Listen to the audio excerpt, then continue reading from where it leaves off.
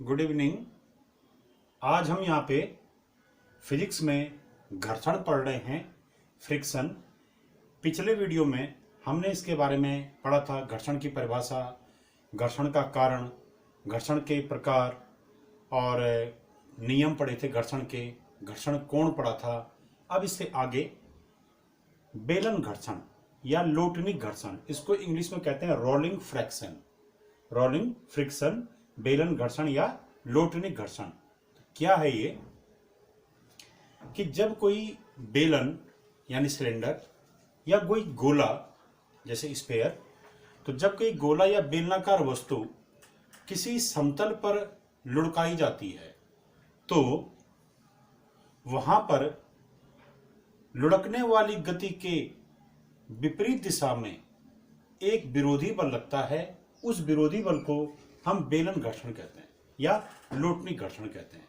जैसे ये एक पहिया है, माना ये पहिया, माना ये स्टेम क्लॉकवाइज डायरेक्शन में घूम रहा है, इसके घूमने की दिशा ये है स्टेम में क्लॉकवाइज,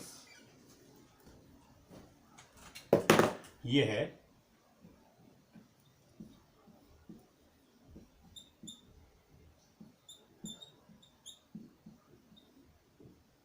ये ऐसे में घूम रहा है पहिया क्लॉकवाइज डायरेक्शन में, और माना इसका कोणीय वेग ओमेगा है। अब जब ये ऐसे घूमेगा तो यहां पर क्या होगा, ये इस समतल पे घूम रहा है, इस सड़क पे, ठीक है। तो यहां पर ये इधर की ओर आएगा, पहिया इधर की ओर आएगा, ठीक है। तो यहां पर क्या होगा, जो ये संपर्क बिंदु है समतल और इस पहिए का जो संपर्क पृष्ठ है, इस संपर्क पृष्ठ पर क्या बाईं ओर इस तरफ हो जाएगा, ये हो जाएगी क्या, रेखीय वेग की दिशा। यहां पर रेखीय वेग की दिशा इस तरफ होगी, ये रैखिक वेग ये इस तरफ हो गया। तो रैखिक वेग इस तरफ है बाईं तरफ, तो यहां पर जो घर्षण बल लगेगा संपर्क पृष्ठ पर, ये इस रैखिक वेग की विपरीत दिशा में लगेगा, यानी इस तरफ ये लगेगा यहां पे घर्षण बल। और ये घर्षण बल भी कौन सा होगा, ये घर्षण बल कहलाएगा इस टाइम लोटनिक घर्षण या बेलन घर्षण। इसको हम एफ आर से प्रकट कर सकते हैं, रोलिंग फ्रैक्शन, ये इसकी दिशा होगी, ठीक है। एफ आर से प्रकट करते हैं इसको, रोलिंग फ्रैक्शन। तो यहां पर क्या हो रहा है, जब कोई बेलनाकार या गोलाकार वस्तु किसी समतल पर लुढ़कती है और रोलिंग मोशन करती है, स्लाइडिंग मोशन नहीं हो रहा है, घसीटने वाला मोशन नहीं हो रहा, ठीक है। यहां पर क्या हो रहा है, घूर्णन गति टाइप की हो रही है और वहीं पे घूम रहा, ये घूम रहा है वहां पे, ठीक है। तो जब कोई गोलाकार या बेलनाकार वस्तु किसी समतल पर लुढ़कती है तो वहां पर संपर्क पृष्ठ पर गति की विपरीत दिशा में एक विरोधी बल लगता है। यह विरोधी बल इसकी गति का विरोध करता है और उस विरोधी बल को कहते हैं हम क्या, लोटनिक घर्षण या बेलन घर्षण। तो यहां पर देखिए, ये पहिया ऐसा रहा था, ये ऐसे घूम रहा है ये, तो यहां पर क्या होगा, इस बिंदु पे संपर्क पृष्ठ पर रैखिक वेग की दिशा हम कैसे ज्ञात करेंगे, क्योंकि ये हो रहा है वृत्ताकार गति। तो यहां पर रैखिक वेग की दिशा ज्ञात करने के लिए हम क्या कर देंगे, स्पर्शरेखा खींचेंगे, क्योंकि वृत्तीय पथ के किसी बिंदु पर खींची गई स्पर्शरेखा वो वहां पर रैखिक वेग की दिशा को प्रकट करती है। तो रैखिक वेग इस दिशा में हो गया। तो इस रैखिक वेग की दिशा के विपरीत दिशा में यहाँ पे संपर्क पृष्ठ पर इधर की ओर इस दिशा में क्या लगेगा, घर्षण बल लगेगा, और ये घर्षण बल होगा लोटनिक घर्षण। तो यहां पर हम देख रहे हैं, जब कोई पहिया क्लॉकवाइज मोशन कर रहा है, दक्षिणावर्त दिशा में मोशन कर रहा है, तो उस समय उस संपर्क पृष्ठ पर जो लोटनिक घर्षण की दिशा होगी वो होगी कहां की ओर, दाईं ओर, ठीक है। रैखिक वेग बाईं ओर, घर्षण की दिशा बाईं ओर। इसके विपरीत अगर ये पहिया इस समतल पे यानी सड़क पर क्या हो, ये अब एंटी क्लॉकवाइज डायरेक्शन मोशन कर रहा हो, यानी वामावर्त दिशा में गति कर रहा है, ऐसे में कोणीय वेग माना इसका ओमेगा है, ठीक है, ऐसे में। तो ये इस प्रकार की गति हो रही है। तो यहां संपर्क पृष्ठ पर वेग की दिशा ज्ञात करने के लिए हम क्या करेंगे, संपर्क पृष्ठ पर हम क्या करेंगे, एक सरल रेखा खींच देंगे, ऐसे ये स्पर्श रेखा खींच देंगे। तो ये स्पर्श रेखा यहां पर क्या करेगी, ये स्पर्श रेखा यहां पे रैखिक वेग की दिशा को प्रकट करेगी। तो इस संपर्क पृष्ठ पर यहां पर रेखीय वेग की दिशा है दाईं तरफ, तो इस रेखीय वेग की दिशा के विपरीत दिशा में यहां पर क्या लग जाएगा, लोटनी घर्षण बल बाईं तरफ लग जाएगा। तो यानी जब कोई पहिया या बेलन किसी समतल पर एंटी क्लॉकवाइज डायरेक्शन में गति करता है, वामावर्त दिशा में गति करता है, तो उस समय लोटनी घर्षण की दिशा संपर्क पृष्ठ पर बाईं ओर होती है। अब इसका कारण क्या है? तो इसका कारण यह है, अगर हम इस पहिए को देखें तो ये पहिया जब यहाँ पर लोटनी गति कर रहा है, ठीक है, तो लोटनी गति के दौरान क्या लुढ़क रहा है मतलब, तो यहाँ पर क्या होगा, संपर्क पृष्ठ पर हम ये कह सकते हैं कि इस सड़क और इस पहिए का जो संपर्क पृष्ठ है वो एक क्या है, सरल रेखा। ये सरल रेखा आ गई, छोटी सरल रेखा है। और इस कारण से यहाँ पर जो अविलंब प्रतिक्रिया बल आएगा यहाँ पर, तो इस संपर्क पृष्ठ पर अविलंब प्रतिक्रिया बल खींच दो, ये हो जाएगा ऊपर की तरफ, ये अविलंब प्रतिक्रिया बल, ठीक है। तो अविलंब प्रतिक्रिया बल का जो क्षैतिज घटक होगा वो क्या होता है, वही हमको घर्षण बल प्रदान करता है, ठीक है। तो यहां पर इस अविलंब प्रतिक्रिया बल का जो क्षैतिज घटक होगा वो शून्य होगा।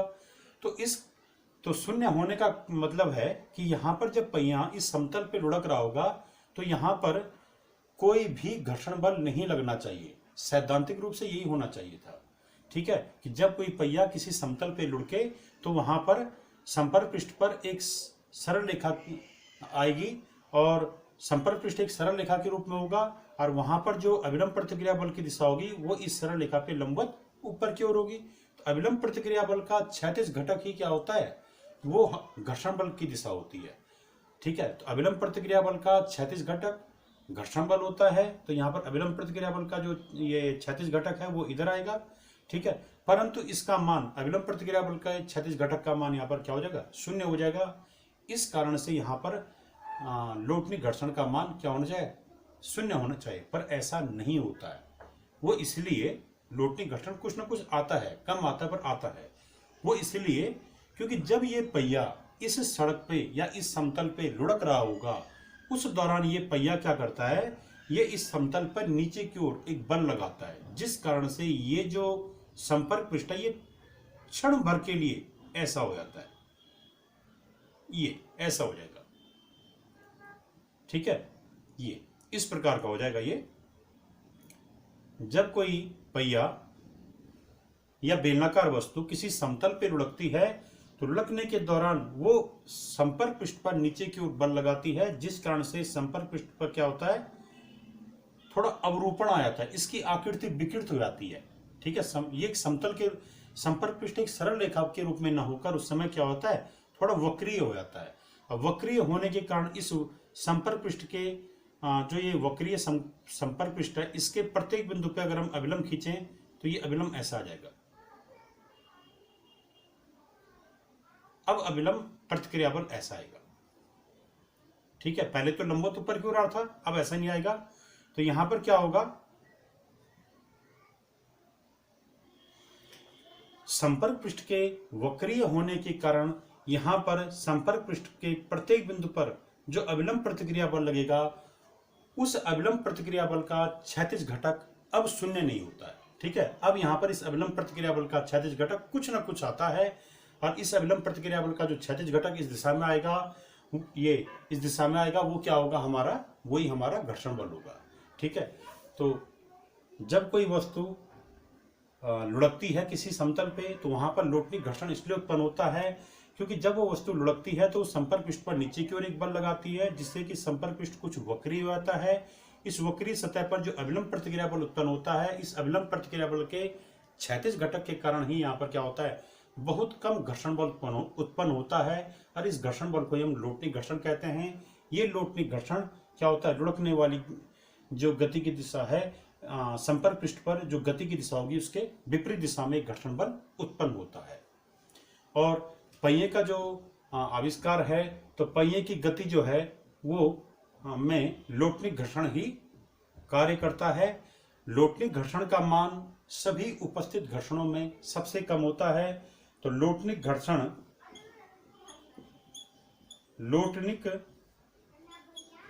घर्षण ये कम होता है गतिक घर्षण से, यानी सबसे कम होता है लोटनी घर्षण। इसीलिए जहां पर लोटनी घर्षण उत्पन्न होता है या बेलन घर्षण उत्पन्न होता है वहां पर गति कराना आसान होता है। अब जो है इसके बाद जैसे इसका एक एग्जाम्पल है कि अगर जैसे कोई संदूक है, ठीक है, ये कोई भारी बक्सा है, इस भारी बक्से को हमने इस फर्श पे खिसकाना है, तो एक तो हम इसको बल लगाएंगे, घसीटेंगे, तो तब जाके खिसक सकता है। पर उस स्थिति में क्या होता है, यहाँ पर स्थैतिक घर्षण, फिर सीमांत घर्षण, फिर गतिक घर्षण बल उत्पन्न होता है, जिसके कारण इसको खिसकाना थोड़ा कठिन हो जाता है, ज्यादा बल लगाना पड़ता है। इसकी अपेक्षा अगर हम क्या कर दें, इस संदूक के नीचे क्या कर दें, कुछ डंडे रख दें, बेलनाकार डंडे ऐसे, ठीक है, तो उसमें क्या होगा, जैसे ये खिसकाना, तो इसके नीचे अगर हम जैसे इसको अगर हम इस पे खिसकाएं तो यहाँ पर गतिक घर्षण या स्थैतिक घर्षण के कारण इसको खिसकाने में जो बल लगेगा वो ज्यादा लगेगा। परंतु अगर हम इसी के नीचे क्या कर दें, इस प्रकार का वो रख दें, बेलन रख दें, और तब इसको एक यहाँ पर रख दें बेलन, एक कहीं और पर रख दें, और तब इस पर हल्का पुश करें तो ये आराम से मोशन करने लग जाएगा।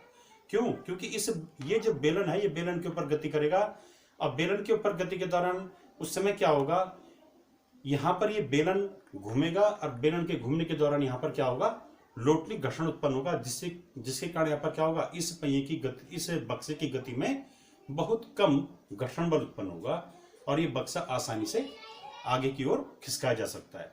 तो इसीलिए क्या करते हैं, भारी भारी बक्सों या किसी सामान को खिसकाने के लिए हम क्या करते हैं, उनके नीचे बेलनाकार डंडे अगर रख दें, तब उन बक्सों पे हल्का सा बल लगाने पर वो बक्से आगे की ओर खिसक जाते हैं। जैसे एक डंडा यहाँ लगा दिया, एक यहाँ लगा दिया, एक यहाँ लगा दिया, थोड़ा उठा के, तब इसको हल्का सा बल लगाए तो आसानी से अब एक स्थान से दूसरे स्थान खिसक जाता है।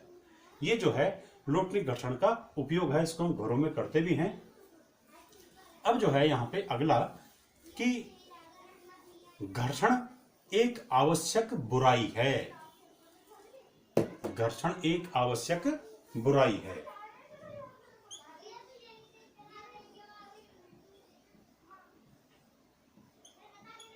घर्षण एक आवश्यक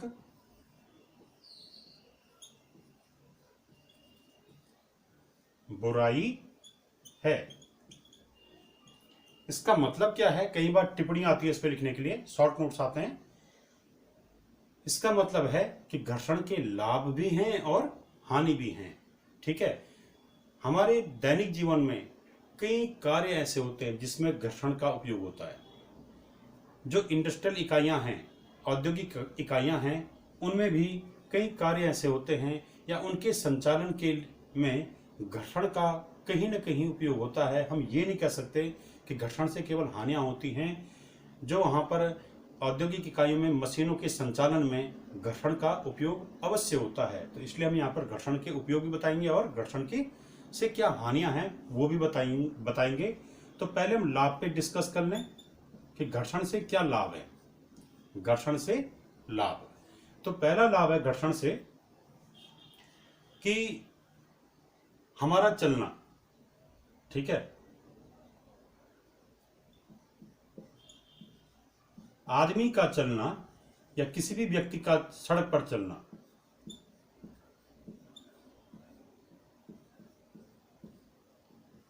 या जमीन पर चलना घर्षण के कारण ही संभव है।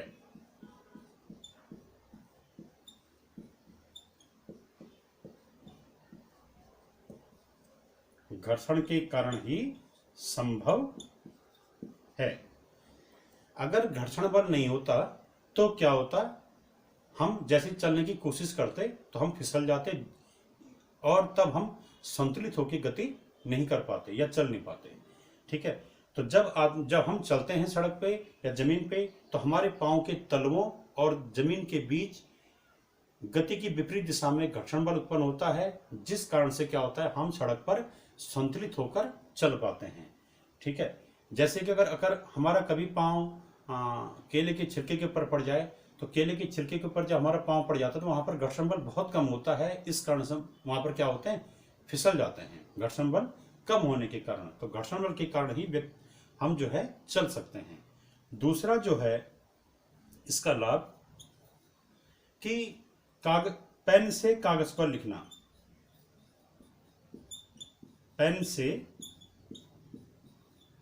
कागज पर लिखना।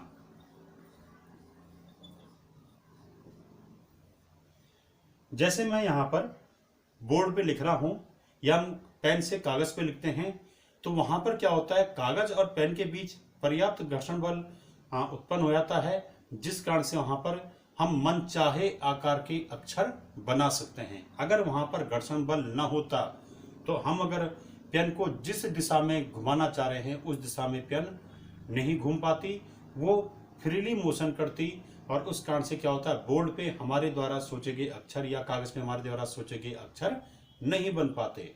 ठीक है, एक अनियंत्रित रूप से पेन वहां पर चलती यदि घर्षण बल विद्यमान न होता। तो घर्षण बल के कारण ही क्या होता है, पेन से कागज पे लिखना या चौक से बोर्ड पे लिखना संभव है। तीसरा जो है इसका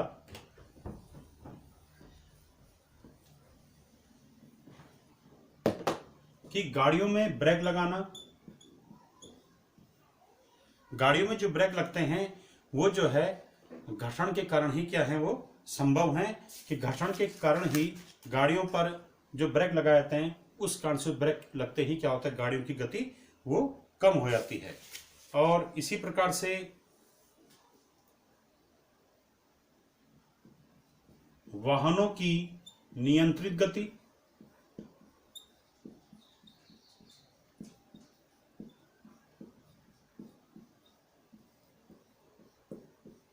वाहनों की नियंत्रित गति भी क्या है, वो घर्षण के कारण ही संभव है। अगर घर्षण न होता तो एक बार गाड़ी स्टार्ट होती तो वो लगातार चलती ही रहती, पर क्या होता है, थोड़ी दूर जाके वो रुक जाती है। ठीक है, और नियंत्रित गति भी घर्षण के कारण ही संभव है। अब इसी प्रकार से जैसे हम दीवार पे कील ठोकते हैं या लकड़ी पे कील ठोकते हैं, तो कील को जब हम ठोकते हैं तो कील घर्षण के कारण ही कुछ दूर जाके कुछ गहराई पे जाके रुक जाती है। ठीक है, तो दीवार पर कील को ठोकना या पेंच वाली कीलों को लगाना, ये सब घर्षण के कारण ही संभव है। इसके बाद जैसे माचिस की तिल्ली का जलना, जैसे हम माचिस को की तिल्ली से हम जैसे तिल्ली को माचिस के कवर पे रगड़ते हैं ऐसा, तो वहां पर घर्षण के कारण ही क्या होता है, वहां पर माचिस की तिल्ली जल जाती है। कई बार क्या होता है कि ये कुछ वो जैसे माचिस के जहाँ पर वो फास्फोरस लगाया होता है वहाँ पर क्या होता है, कई बार की ऑयली लेयर बन जाती है या नमी आ जाती है, तो वहाँ पर तब माचिस की तिल्ली को रगड़ने पे वहाँ पे वो जलती नहीं है। वो इसलिए क्योंकि वहाँ पर पर्याप्त घर्षण बल उत्पन्न नहीं हो पाता है। तो घर्षण बल के कारण ही क्या है, माचिस की तिल्ली जलाई जा सकती है माचिस पे रगड़ के, कि माचिस की तिल्ली को माचिस पे रगड़ने पे जल जाती है। यह केवल घर्षण बल के कारण ही संभव है। या डोरियों पे गांठ बांधना, ये भी क्या है, घर्षण बल के कारण ही संभव है। बिना घर्षण बल के हम डोरियों पे गांठों को नहीं बांध सकते हैं। अब जो है यहाँ पर ऐसे ही अब हम इसकी जो इसके हानियां हैं उसके बारे में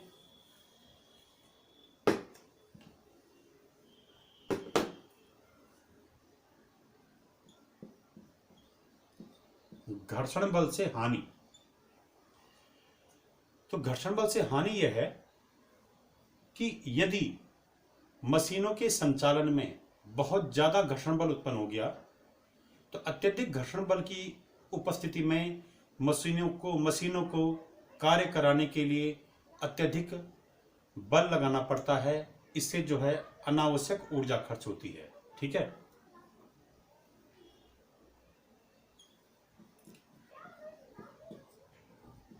मशीनों के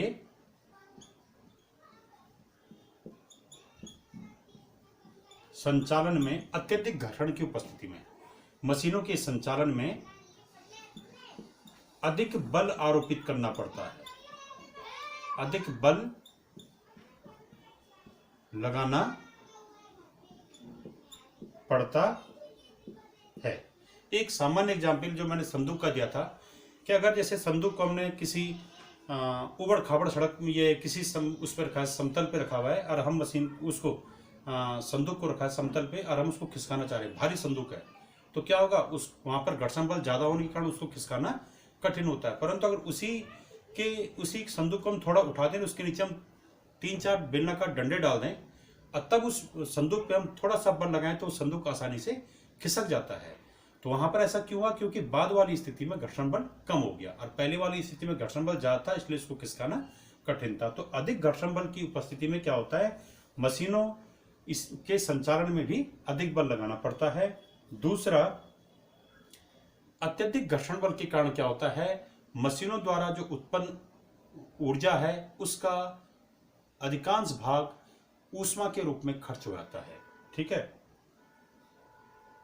तो घर्षण बल के कारण अधिक घर्षण के कारण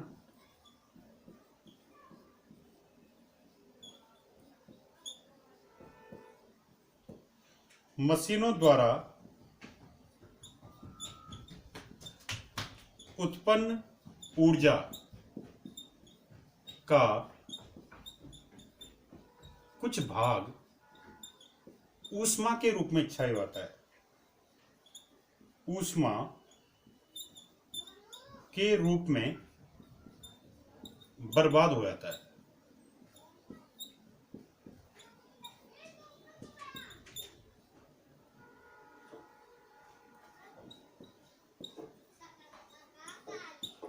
इसी प्रकार तीसरा, कि अत्यधिक घर्षण के कारण क्या होता है, मशीनों के जो कल पुर्जे जो गति करते हैं, मशीनों के वे कल पुर्जे जो गतिमान रहते हैं, वो अत्यधिक घर्षण की उपस्थिति में क्या होते हैं, वो धीरे धीरे घिसने लगते हैं, और एक स्थिति के बाद ये टूट जाते हैं।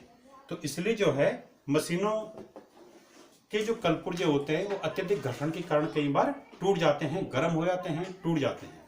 तो ये जो है सब मशीनों, ये घर्षण के द्वारा होने वाले नुकसान हैं। अब जो है यहाँ पे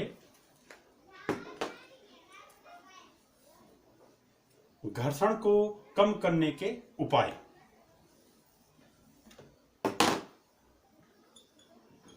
घर्षण कम करने के उपाय। तो घर्षण को कम करने के उपाय क्या है, सबसे पहले है बॉल बेयरिंग्स का प्रयोग करके।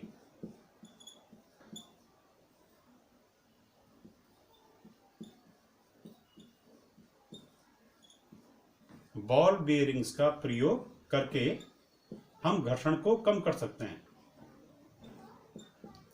एक्चुअल में बॉल बेयरिंग्स एक ऐसी डिवाइस है जो कि गतिक घर्षण को लोटनिक घर्षण में परिवर्तित कर देती है, और इसका उपयोग जो है पहियों में होता है। जब हम गाड़ियों के जो पहिए होते हैं, तो गाड़ी, जैसे गाड़ी का जो पहिया होगा वहां पर वो एक बेलनाकार धुरी होती है, वहां पे उसके पर टिका होता है इस प्रकार से।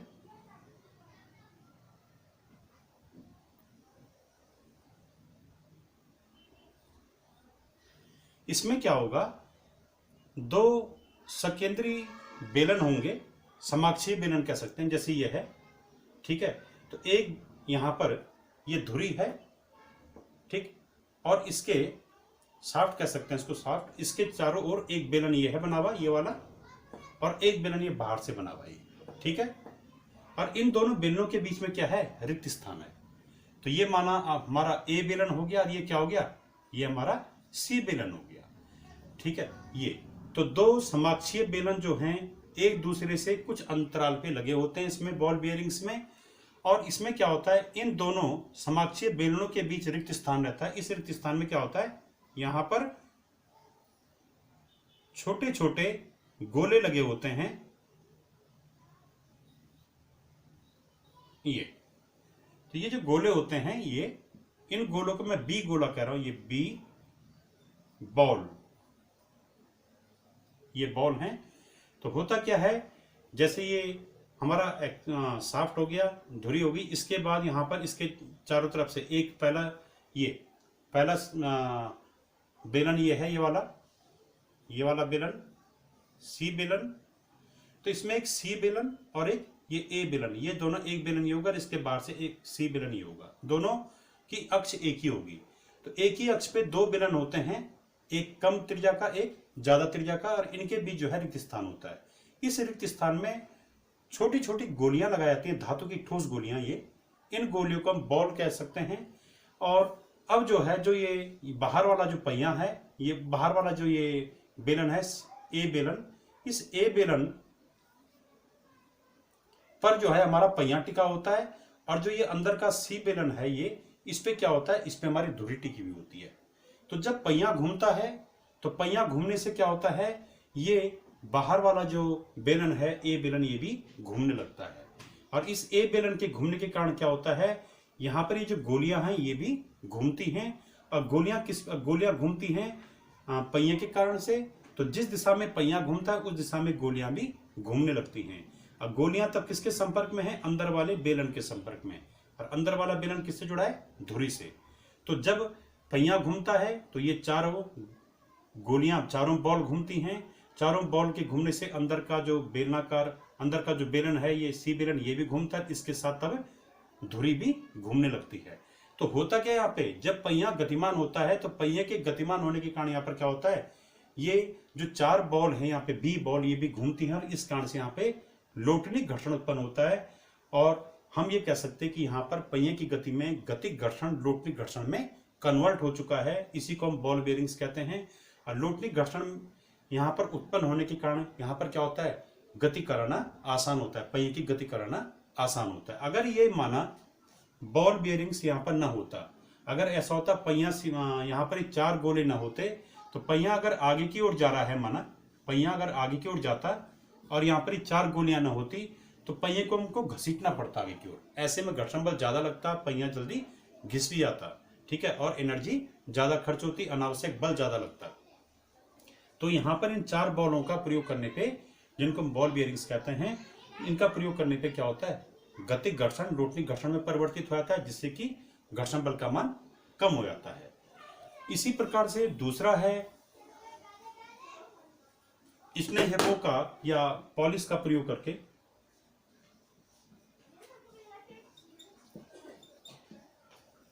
पॉलिश का प्रयोग करके, तो पॉलिश का प्रयोग करके भी हम फ्रिक्शन को या घर्षण को कम कर सकते हैं।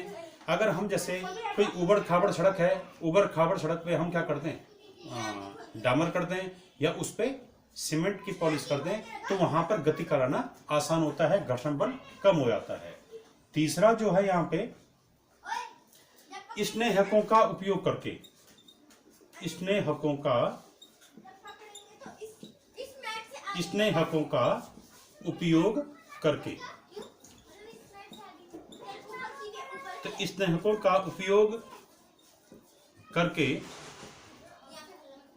ठीक है, तो स्नेहकों का उपयोग करके जो है घर्षण बल कम किया सकता है। स्नेहक का मतलब क्या हुआ, स्नेहक जो है पाउडर के रूप में भी हो सकता है। जैसे हम कैरम खेलते हैं, अगर हम कैरम के बोर्ड में पाउडर न डालें तो वहां पर गोटियों को गति कराना कठिन होता है। गोटियां उतनी आसानी से उतनी गति नहीं कर पाती हैं, उतनी फ्रीली गति नहीं कर पाती हैं। यदि हम कैरम बोर्ड पे पाउडर डाल दें तो वो पाउडर क्या करता है, वो उस बोर्ड में जो छोटे छोटे छिद्र बन रखे हैं, गड्ढे बन रखे हैं, उन गड्ढों को ढक देता है, ठीक है।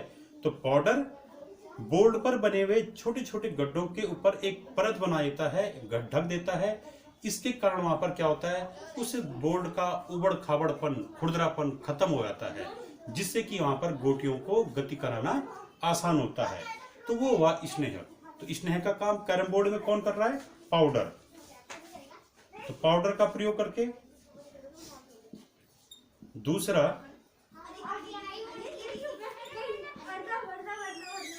ऑयल भी है, ग्रीस है, कि अगर हम क्या कर दें, अगर हम दो धातु के पट्टे हैं वो एक दूसरे के सापेक्ष गति कर रहे हैं, तो धातु के दोनों पट्टों या दो पृष्ठों के बीच अगर हम ग्रीस लगा दें, ऑयल की लेयर लगा दें, तो वहां पर वो क्या करेगा, वो वहां पर घर्षण बल को कम कर देता है। तो विशेष प्रकार के तेल या ग्रीस का प्रयोग करके भी हम जो है घर्षण बल को कम कर देते हैं। एक्चुअल में वो ग्रीस या वो तेल क्या करता है, वो दोनों पृष्ठों जो दोनों तलों का जो संपर्क पृष्ठ है, संपर्क पृष्ठ पर जो बहुत सूक्ष्म गड्ढे होंगे, उन गड्ढों के ऊपर एक लेयर बन जाती है, एक परत बन जाती है ग्रीस की या तेल की, और तब उस परत पे गति कराना आसान होता है, वहां पर घर्षण बल कम हो जाता है। तो ये यहाँ पर घर्षण को कम करने के 3 उपाय हो गए, पॉलिश का प्रयोग करके, स्नेहकों का प्रयोग करके, और एक और था बॉल बियरिंग्स का प्रयोग करके। अब जो है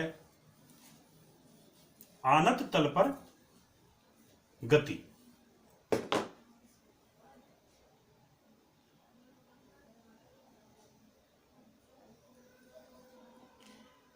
आनत तल का मतलब क्या हुआ, जैसे ये कोई तल है, ये तख्ता है कोई, तो ये तख्ता दीवार और जमीन के बीच टिका हुआ है। तो तख्ता दीवार और जमीन के बीच भी घर्षण बल के कारण ही टिकता है। अगर घर्षण बल न होता तो ये फिसल जाता। ठीक है, तो ये तख्ता है, ये जो है धरातल से, अब हम क्या पढ़ रहे हैं यहां पे, आनत तल पर पिंड की गति या गुटके की गति। तो इसमें माना ये कोई तख्ता है, ये तल है, ये इस तल से क्षैतिज से इसका कोण है माना अल्फा, ये सपोज अल्फा कोण पे, यहां पर हमने एक पिंड रख दिया ये, और इस पिंड का जो भार है वो लंबवत ऊर्ध्वाधर नीचे की ओर है। यहां पर जो है इस तल का जो अविलंब प्रतिक्रिया बल लगेगा इस पे वो अविलंब प्रतिक्रिया बल क्या होगा, इस तल के लंबवत ऊपर की ओर लगेगा ऐसे।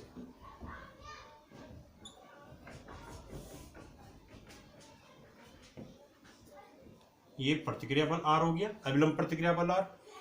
अब इस भार mg की के 2 घटक होंगे, तो भार mg, क्योंकि भार है बल सदिश राशि, तो इसके भी 2 घटक बना दीजिए। भार mg का एक घटक इस आनत तल के अनुदिश, इस तख्ते के अनुदिश नीचे की ओर बना दिया। ठीक है, और इस घटक का मान हो जाएगा, अगर ये अल्फा कोण है तो ये आ जाएगा mg साइन अल्फा, और इसी का इस अविलंब प्रतिक्रिया बल के दिशा में नीचे की ओर घटक ही हो जाएगा mg cos अल्फा। तो ये भार mg के 2 घटक हो गए। ये अल्फा, अगर ये अल्फा कोण है तो ये अल्फा कोण आएगा, हम ज्यामिति से इसको निकाल सकते हैं।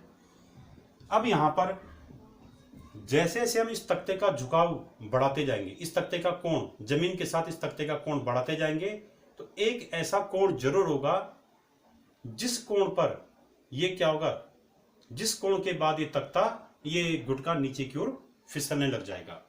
तो किसी तल का क्षैतिज के साथ वह कोण जिस कोण के बाद वो गुटका उस तल पर फिसलने लगता है, उस कोण को हम कहते हैं विराम कोण। ठीक है, विराम कोण। माना ये वही कोण है, सपोज हम इसको अल्फा से प्रकट कर रहे हैं, तो माना अल्फा वो कोण है जिस कोण पर ये तख्ता, अगर हम इस कोण से ज्यादा इसका झुकाव कर दें तो ये तख्ता यहाँ, ये गुटका यहाँ फिसलने लग जाएगा। ठीक है, तो विराम कोण वह कोण है जिससे अधिक कोण पर इस आनत तल का झुकाव होने पर उस तल पे रखा हुआ गुटका फिसलने लगता है, उस कोण को हम विराम कोण कहते हैं। तो यहां पर माना ये वही कोण है, तो इस कोण पे क्या होगा, ये गुटका अभी विराम अवस्था में है। ठीक है, ये अगर कोण का मान अल्फा से ज्यादा हो जाएगा तब गति करने लगेगा। तो माना ये विराम कोण है, इस विराम कोण पे ये गुटका स्थिर है, तो इसका मतलब ये संतुलन की अवस्था में है। तो संतुलन की अवस्था में होने का मतलब है कि यहाँ पर परिणामी बल क्या होगा, 0 होगा।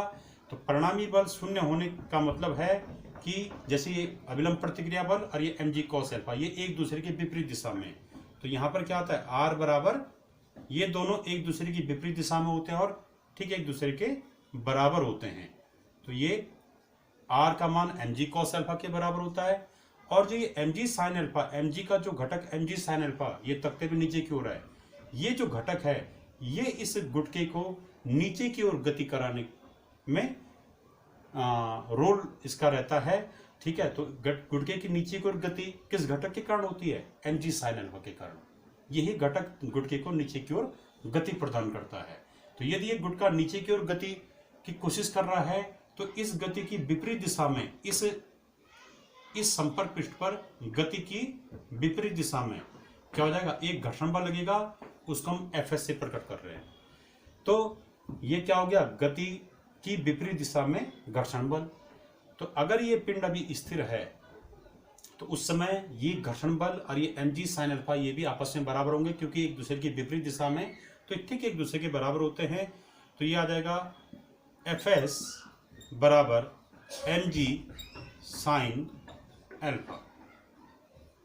Equation number 2। अब समीकरण नंबर 2 में समीकरण नंबर 1 का भाग दीजिए, तो ये आ जाएगा Fs अपॉन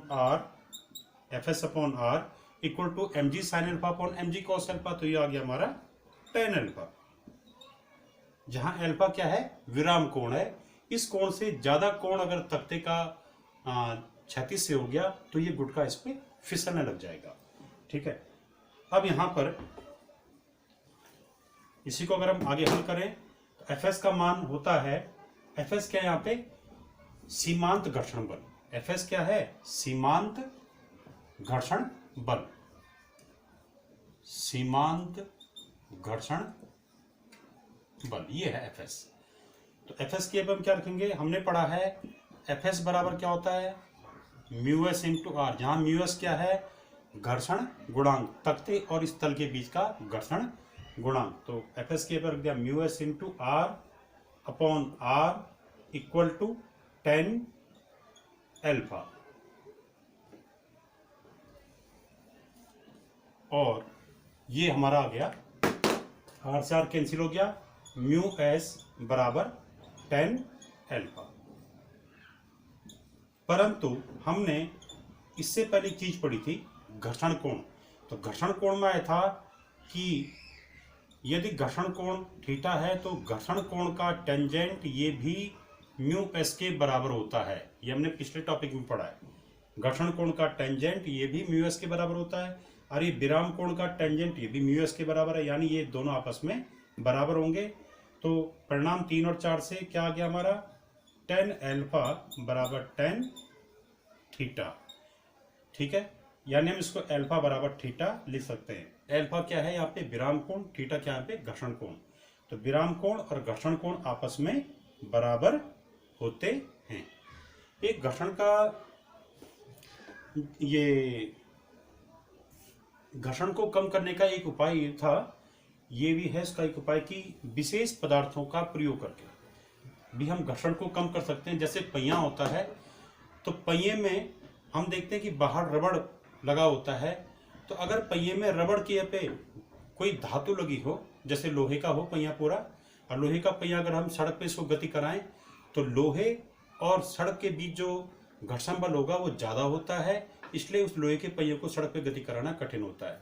परंतु इसके विपरीत अगर हम उस पहिए के बाहर से रबड़ का कवर चढ़ा दें तो रबड़ लगा हुआ जो पहिया होता है उसको सड़क पे गति कराना आसान होता है। वो इसलिए क्योंकि रबड़ और सड़क के बीच, जमीन के बीच जो घर्षण बल होता है वो कम होता है। वो इसलिए ऐसा इसलिए क्योंकि रबड़ और जमीन के बीच जो घर्षण गुणांक होता है वो लोहे और जमीन के बीच के घर्षण गुणांक से कम होता है।